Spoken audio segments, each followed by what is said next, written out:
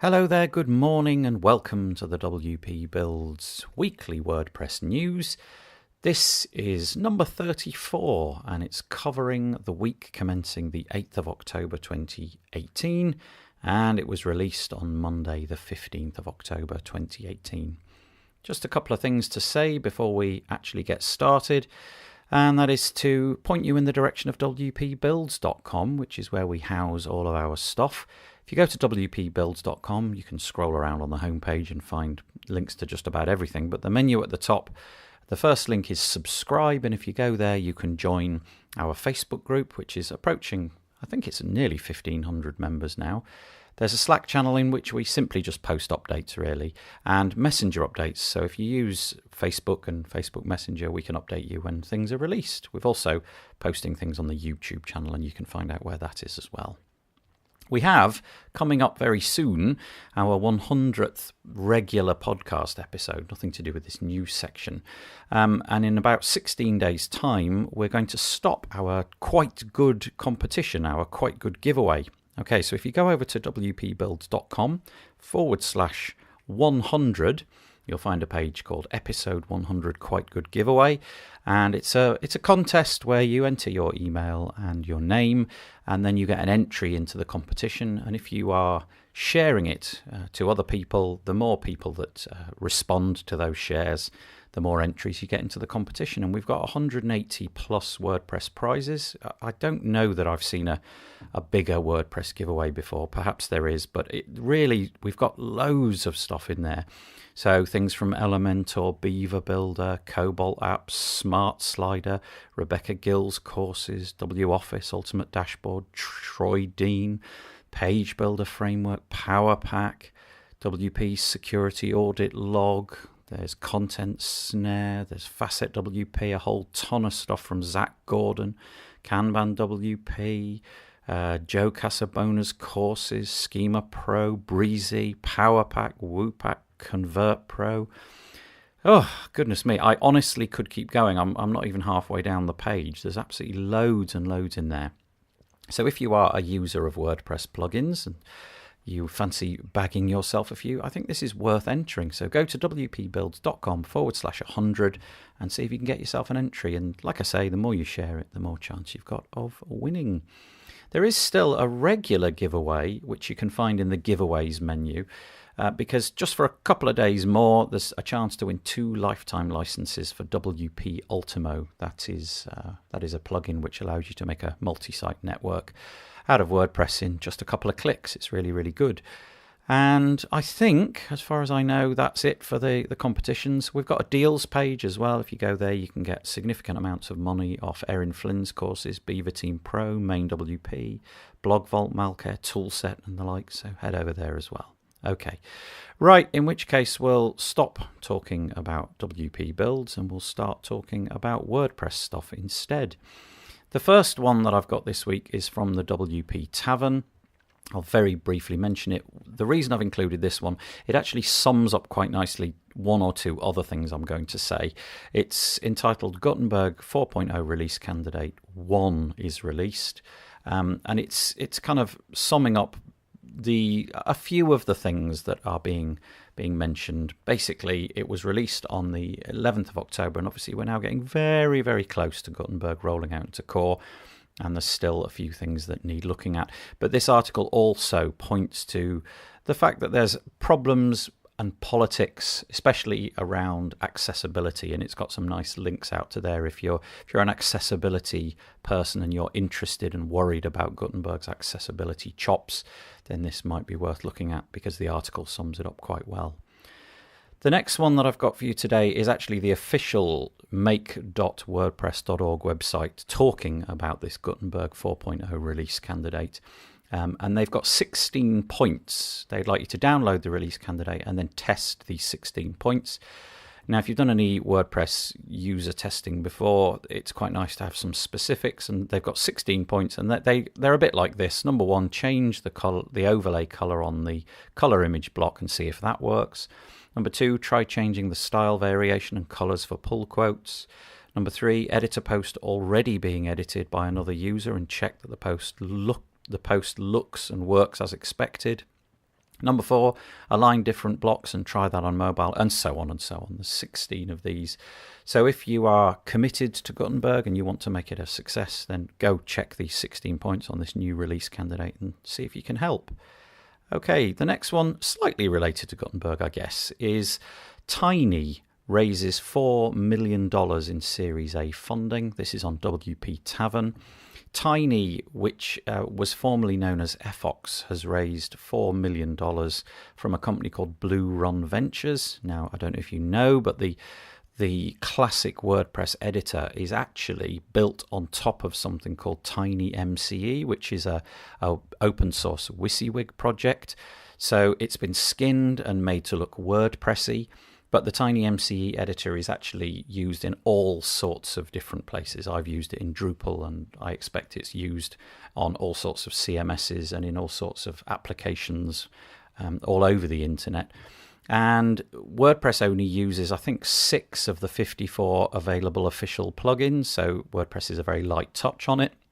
Nevertheless, they've received this funding, and hopefully it will allow them to grow into the future. Now, obviously, Gutenberg kind of requires TinyMCE. It provides the sort of classic editor block functionality and so on. So even though Gutenberg is using less of TinyMCE than the classic editor, whilst there's a classic editor tucked away in there somewhere, we still need it. So it's good to know that somebody's putting money into it because they believe it's got applications elsewhere, even if it's not inside Gutenberg. Although, interestingly, the guys at TinyMCE have been looking very carefully at Gutenberg and seeing whether in the future, if Gutenberg is a success, whether or not they themselves should move over to a blocks model.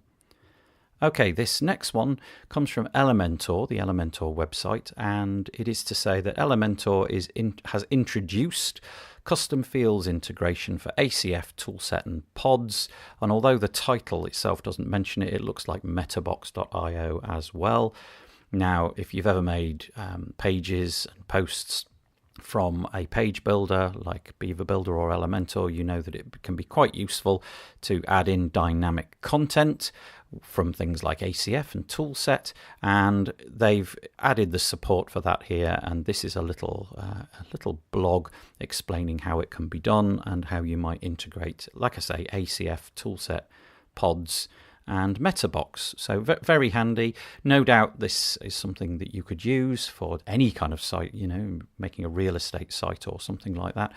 Very powerful stuff. And if you haven't made use of that before and you've wanted a little bit more out of Elementor than just the option to build a page, edit a page, and then move on and do the next one, this allows you to put dynamic content where previously only static content was possible. So go and check that out.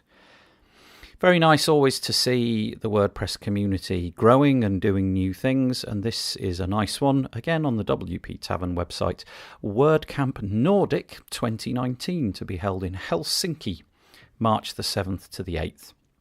There's not really a great deal to say, other than that it looks like that part of the world has been having WordCamps and meetups for a very, very long time. And now they've officially decided to adopt this WordCamp Nordic title.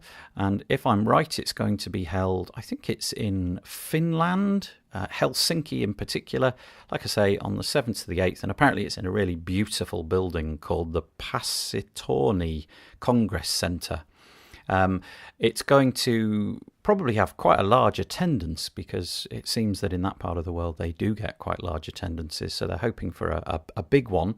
And interestingly, all the talks and whatnot are going to be conducted in English, because although obviously there are their own native languages, there's a lot of countries tied up into this. So it's going to be Iceland, Finland, Sweden, Norway. And I think it was just felt that perhaps it was going to lower the barrier because obviously from that part of the world, most people speak English incredibly well in my experience. So wonderful. Best of luck. Apparently they're also going to have the contributor day, but also, I can't remember what it was called. It was something like the experience day or something like that. They're going to have a day where they're going to go around and do nice things in the area. I just think that's lovely. A really nice idea that rather than just sort of sitting in a conference hall, you're going to go off and visit places together. And there's going to be a particular focus on saunas, because obviously that's a big thing in that part of the world. So if you like WordPress and you like saunas, maybe this is one for you to check out. I'd love to go to that. Sounds wonderful. The next one is all about Jetpack. I'm not personally a Jetpack user, but this one, WP Tavern, is Jetpack 6.6, improved site verification tools, Asset CDN module now in beta, and Gutenberg blocks coming soon. Apparently this was released this week. It enables one-click verification and sitemap XML registration with Google. There's also Jetpack's beta of something called the Asset CDN, which used to be called Photon CDN. And the idea here is that there's a content delivery network for typical WordPress scripts and Jetpack scripts so that your site will load a little bit more quickly. So that's good. So if you're a Jetpack user, you may want to look at this. Apparently there's a 6.6.1 coming out because there was a social icons bug which needed fixing. But Jetpack users, go and update and make yourself aware of the new changes. Okay, we obviously have Gutenberg coming around the corner, but perhaps you knew, perhaps you didn't. Gutenberg is actually planned to roll out in 3 distinct phases, and when 5.0, WordPress 5.0 comes around, that will mark the end of phase 1, if you like. So phase 2 will begin. And it's going to be led by 2 men called Alexis Lloyd and Riyad Benguela. They're going to lead Gutenberg Phase 2. And the next phase is slightly different. Obviously, the Phase 1 has just been sort of getting it into people's hands. And Phase 2 is all about customization and whole site, entire site layouts. These 2 guys have got incredible back history of working with WordPress, and so it seems like we're in good hands, and hopefully we'll be able to customize entire websites from the work that they put into it, which is really, really exciting. Not much more to say, just that it's nice that we've got 2 new people. We thank the people who've done the work thus far, and we move on. So the next one is entitled, I have resigned as the WordPress accessibility team lead, and here is why. It's by Rianne, I'm going to mash her name up, I'm sorry, it's Rianne Rietveld. She was, until recently, the WordPress accessibility team lead. Accessibility is obviously the sort of study of how people use websites who are not able to use them with a point-click mouse and eye interface. And this sort of sad, melancholic kind of article, because she's decided that she's going to resign because there was a lot of politics coming into things. I think very nicely, politely worded article, but really the feeling was that Gutenberg itself, there was, in her view, not enough attention paid to accessibility concerns, almost to the point where it is felt that the ship has sailed, it's too late, and when Gutenberg rolls out in 5.0, it's going to be, in a sense, non-usable by people with accessibility needs. Lots of introspection and how things could have been done differently, and how things might move on in the future. But I think she felt it's time for me to go. I've said my piece, I've tried my hardest, and it hasn't worked out. Very reflective, thinking I could have done this differently and I could have done that differently. But it's a note, it's something that we've got to keep in mind, accessibility concerns. So yeah, sort of slightly sad, but also quite good. There's a silver lining to this cloud because, well, obviously all of this coverage is leading to people thinking about accessibility. But go and read the article because it gives you a very, very detailed breakdown of what she thinks actually went wrong, and the list is quite large. Last one today about WordPress, not specifically WordPress, but I suppose it is. It's on the WP Explorer website. It's just a fascinating article about AI changing shopping experiences. Now, I don't really build too many e-commerce solutions, but I have noticed a trend all over the internet where I look at something and then very quickly I'm shown more things that are really similar. And this article is all about that. How can we improve product recommendations on e-commerce websites and leverage AI? And apparently there are a whole bunch of WordPress related solutions which will assist with this. So for example, let's say I go and visit a page, I look like I'm interested in buying a jacket. Well, not only am I going to be shown jackets in the future that are similar, but I'm going to be shown jackets of the same color, because obviously that was important if I made some kind of interaction. Also, apparently, I'm not too sure I want this to happen, but apparently by the year 2020, 85% of all customer service interactions will be conducted through chatbots, because it's thought that by this point the AI will have got so good that it will be indistinguishable that you're having a chat with a bot as opposed to a human being. So again, go and check all of this stuff out and see how AI can improve product recommendations, make chatbots better and more useful, and cut out spam. All right, that's it for the WordPress news. Just a couple of ones that are unrelated. This is from the Search Engine Journal, and it's to say that your favorite search engine, Google, is losing a very tiny amount of market share to DuckDuckGo. Don't know if you've heard of DuckDuckGo, but it's a rival search engine. The idea with DuckDuckGo is that it's private and they don't gather data and they don't sell your data. And they have had a 50% increase in the last year. Now, just to put that into perspective, they've gone up from 20 million queries a day up to 30 million queries in a 1 year period. But apparently Google in the exact same period has sort of billions a day. So it's 3 billion, I think was the number. It's a tip of the iceberg, but nevertheless it's interesting. And I wonder if all of the news this last few weeks about Google and Facebook losing data and what have you, I wonder if that's important, because DuckDuckGo simply doesn't ask for it, so it can't give you, so they can't lose it. So fascinating stuff. And the very last one today is it's about Google again. This one is on TechCrunch, and we've had GDPR since May. I think it was May the 25th now, and in a slightly unexpected way, perhaps this is an unexpected consequence. Apparently, GDPR has cut ad trackers across Europe, but it's actually helped Google perversely. I think the idea was that organizations like Google and Facebook would have to really rein things in a little bit and be a little bit more circumspect about how they did things. But according to this, in Europe, we've had on average about a 4% cut in ad trackers, which doesn't seem all that much. I wonder if I've got that number right. But in North America, where this legislation doesn't apply, apparently it's actually gone up by 8%.